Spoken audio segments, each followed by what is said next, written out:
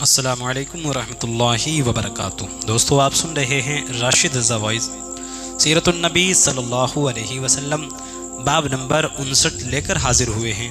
تیر اندازوں کی غلطی اور جنگ کا پاسا پلٹ جانا۔ بسم اللہ الرحمن الرحیم۔ ٹھیک اسی وقت جب قریش مکہ شکست کھا کر بھاگ رہے تھے، لشکر اسلام انہیں تعاقب کر رہا تھا، مال غنیمت سمیٹ رہا تھا اور مشرکین مکہ کے خلاف اسلامی لشکر اپنی فتح کا ایک اور شاندار تاریخ لکھ رہا تھا کہ جبل رماتا پر طعنیات 50 تیر اندازوں نے ایک بہت بڑی غلطی کر بیٹھی، جس کی وجہ سے مسلمانوں کی جیتی ہوئی جنگ فتح و شکست کے بغیر یا ایک طرح سے شکست میں بدل گئی۔ خود رسول اللہ شہادت سے بال بال بچے اور مسلمانوں کا وہ رعب و دبدبہ جو جنگ بدر کے بعد قائم ہوا تھا، اس جنگ کے بعد کچھ عرصے کے لیے جاتا رہا۔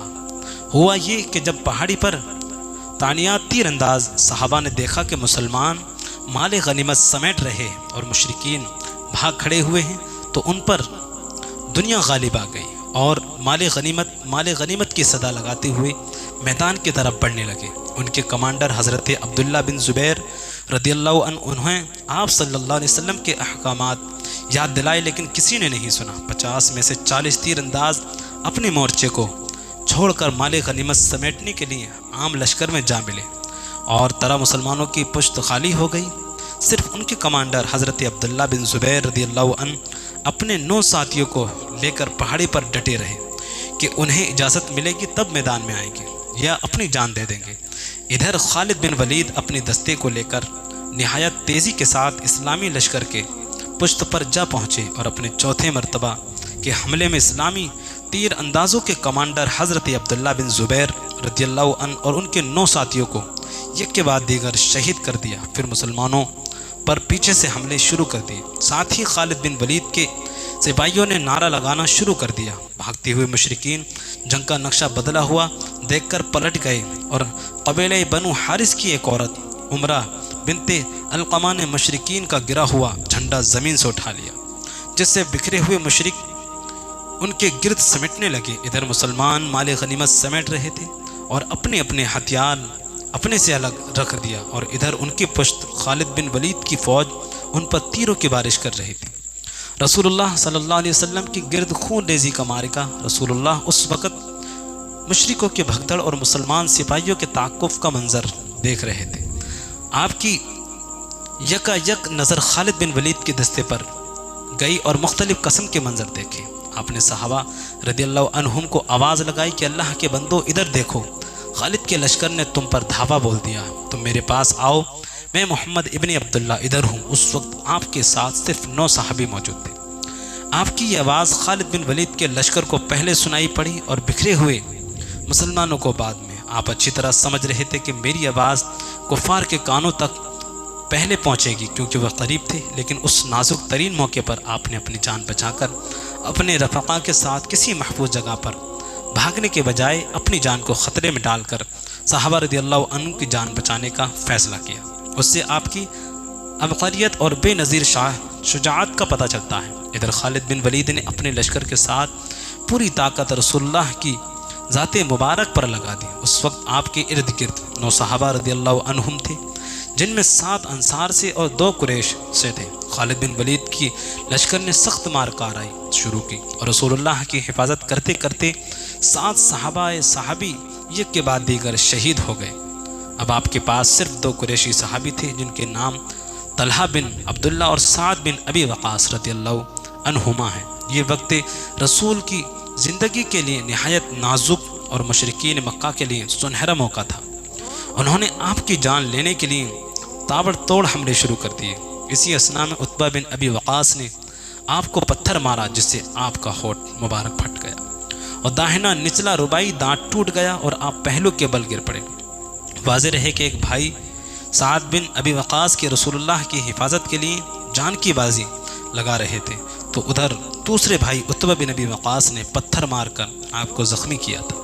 عبداللہ بن قیمہ نے آپ کے کندھے پر زوردار تلوار ماری، لیکن آپ نے 2 زور پہن رکھی تھی، اس لیے اس تلوار سے دوسری ذرہ نہیں کٹ سکی، لیکن آپ تقریباً 1 مہینے تک کندھے کا درد محسوس کرتے رہے۔ پھر اسی مشرک نے یعنی عبداللہ بن قیمہ نے ہی دوسری تلوار بھی آپ کے رخ انور پر چلائی، لیکن چونکہ آپ نے لوہے کی ٹوپی پہن رکھی تھی جس کی زنجیریں چہرے انور پر لٹک رہی تھیں، اس لیے رخ انور تو زخمی نہ ہوا، البتہ 2 کڑیاں چہرے کے اندر دھس گئیں۔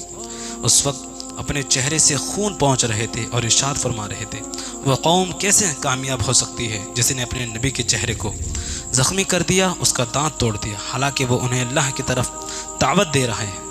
اس پر اللہ پاک کی طرف سے آیت مبارکہ نازل ہوئی، لیسا لک من الامر شیء او یتوب علیہم او یعذبہم فانہم ظالمون، سورہ آل عمران، جس کا ترجمہ ہے آپ کو کوئی اختیار نہیں، اللہ چاہے تو انہیں توبہ کی توفیق دے اور چاہے تو عذاب دے کہ وہ ظالم ہے۔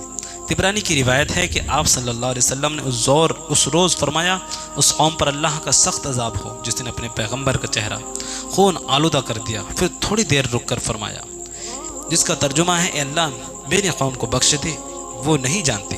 مشرکین مکہ نے آپ کو موت کے گھاٹ اتار دینے کے لیے اپنی ساری طاقت جھونک دی، لیکن اللہ جسے بچانا چاہتا ہے اسے کون مار سکتا ہے۔ اس مشکل گھڑی میں آپ کے پاس صرف 2 صحابی رضی اللہ عنہ، حضرت سعد بن ابی وقاص اور طلحہ بن عبید اللہ ہی تھے، اور دونوں تیر چلا کر دشمنوں کو آپ کے پاس ٹکنے نہیں دیتے تھے۔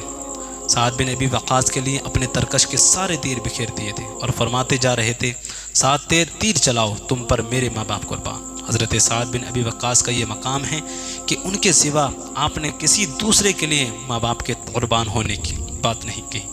جہاں تک کہ طلحہ بن عبید اللہ رضی اللہ عنہ کی بات ہے تو ترمذی کی روایت ہے کہ رسول اللہ نے ان کے بارے میں اس روز فرمایا، جو شخص کسی شہید کو روئے زمین پر چلتا ہوا دیکھنا چاہے وہ طلحہ بن عبید اللہ کو دیکھ لے۔ حضرت طلحہ رضی اللہ عنہ کو 39 یا 35 زخم اس روز لگے تھے اور ان کی پچھلی اور شہادت کی انگلی شل ہو گئی اور درد کی وجہ سے ان کے منہ سے آواز نکل رہی تھی، اور فرمایا کہ اگر تم سی نہیں بسم اللہ کہتے ہو تو فرشتے تمہیں اٹھا لیتے اور لوگ دیکھتے رہتے۔ حضرت ابو بکر رضی اللہ عنہ جب احد کا ذکر کرتے تو کہتے یہ جنگ مکمل طلحہ رضی اللہ عنہ کے لیے تھی۔ اس نازک موقع پر اللہ رب العزت نے غیب سے اپنی مدد فرمائی۔ حضرت سعد رضی اللہ عنہ کا بیان ہے کہ میں نے احد کے روز 2 آدمی کو سفید کپڑے پہنے ہوئے آپ صلی اللہ علیہ وسلم کے ساتھ بہت سخت لڑائی لڑتے ہوئے دیکھا، اور میں نے اس سے پہلے یا اس کے بعد ان دونوں کو کبھی نہیں دیکھا۔ بخاری شریف کی روایت میں ہے کہ یہ دونوں حضرت جبرائیل علیہ السلام اور حضرت میکائیل علیہ السلام تھے۔ رسول اللہ کے ساتھ یہ حادثہ اچانک پیش آ گیا، اور جہاں تک صحابہ رضی اللہ عنہم کا سوال ہے، وہ آپ کی آواز سن کر آپ کی طرف آندھی اور طوفان کی طرح دوڑتے ہوئے پہنچے۔ سب سے پہلے پہنچنے والوں میں آپ کے غار ثور کے دوست حضرت ابو بکر رضی اللہ عنہ تھے، اور ابو دجانہ حضرت عمر بن خطاب، حضرت علی مصعب بن عمیر، مالک بن صفان، سہل بن حنیف، قتادہ بن نعمان، حاتب بن ابی بلتع، ابو طلحہ اور ابو سعید خدری کے والدان عمارہ رضی اللہ عنہم اجمعین فوراً رسول اللہ کے پاس پہنچے اور آپ کے گرد ایک باڑ بنا دی اور دشمن کے پرزور حملے روکنے میں انتہائی جبہ مردی سے کام لیا۔ ادھر مشرکین کی تعداد میں اضافہ ہوتا جا رہا تھا اور وہ بہت سخت حملے شروع کر دیے تھے، لیکن مسلمانوں نے اس موقع پر اپنی بے مثال جانثاری کا ثبوت دیا۔ حضرت ابو طلحہ نے اپنا سینہ دشمنوں کی طرف کر کے رسول اللہ کے سینے اور جسم اطہر کی حفاظت فرما رہے تھے۔ وہ بڑے ماہر تیر انداز تھے، تیر چلا کر دشمنوں کو مار رہے تھے اور آپ سے انہیں دور کر رہے تھے۔ آپ کے پاس سے جب کوئی تیروں کا ترکش لیے گزرتا تو آپ اس سے کہتے کہ ابو طلحہ کے لیے اپنے ترکش کے تیر بکھیر دو۔ جب آپ اپنی قوم کی طرف سر اٹھا کر دیکھتے تو ابو طلحہ رضی اللہ عنہ کہتے کہ آپ پر میری ماں باپ فدا ہوں، سر اٹھا کر نہ جھانکیں، آپ کو کوئی تیر نہ لگ جائے، میرا سینہ آپ کے سینے کے آگے ہے۔ حضرت ابو دجانہ رضی اللہ عنہ کا یہ حال تھا کہ وہ آپ کے آگے کھڑے ہو گئے تھے اور اپنی پیٹھ دشمنوں کی طرف کر دی تھی تاکہ دشمن کا تیر آپ کو نہ لگے، بلکہ ان کے ابو دجانہ رضی اللہ عنہ پیٹھ پر لگے اور اپنی جگہ سے ہلتے نہیں تھے۔ حضرت مصعب بن عمیر رضی اللہ عنہ اسلامی جھنڈا لیے ہوئے بڑی سختی کے ساتھ دشمنوں سے لڑ رہے تھے اور آپ سے دشمنوں کو دور کر رہے تھے کہ ایک مشرک نے مصعب بن عمیر کے داہنی ہاتھ پر زور سے تلوار ماری، یہ ہاتھ کٹ گیا۔ پھر انہوں نے بائیں ہاتھ میں جھنڈا لیا، لیکن جب بایاں ہاتھ بھی دشمنوں نے کاٹ دیا تو اپنے گھٹنے سے جھنڈے کو ٹیک کر سینے اور گردن سے لہرا رہے، اور اسی حالت میں ابن قیمہ نے انہیں شہید کر دیا۔ کیونکہ مصعب بن عمیر رسول اللہ کے ہم شکل تھے، اس لیے ابن قیمہ نے شور کرنا شروع کر دیا کہ محمد قتل کر دیے گئے ہیں، محمد قتل کر دیے گئے ہیں۔ تو دوستو یہ تھا باب نمبر 59۔ آپ کو پسند آیا تو ہمارے چینل کو سبسکرائب کر کے بیل آئیکن کو ضرور دبائیں۔